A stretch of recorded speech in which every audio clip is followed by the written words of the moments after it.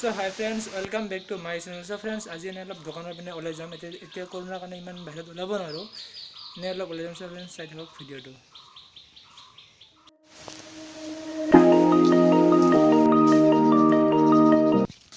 তো ফ্ৰেণ্ডছ, এইটো হ'ল আমাৰ ঘৰৰ সন্মুখৰ ৰাস্তাটো। আজি বহুত ৰ'দ দিছে। বহুত দিন পানী পৰাৰ পিছত চলো ভাল লাগিছে। ইমান দিন পানী পৰি থাকিলে ভাল নালাগে, একবাৰে ঘৰত থাকি বাহিৰত ওলোৱা নাযায়। ফ্ৰেণ্ডছ, এতিয়া অসমত পানী পানী পানী খালি পানী। ইফালে কৰোণাৰ ভয়, ইফালে বানপানী, কি যে হ'ব। এই গৰুকেইটাৰে আৰাম, বিন্দাছ হৈ আছে, একো টেনশ্যন নাই। না কৰোণাৰ ভয় না কি। ফ্ৰেণ্ডছ, এটা ৰাস্তা একদম খালী, মানুহজনো নাই বৰ্তমান।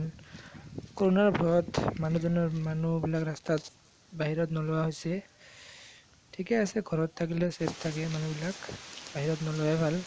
আগৰ দৰে আৰু মানুহ নাই ৰাস্তাত, একদম খালী বৰ্তমান, খালী খালী খালী।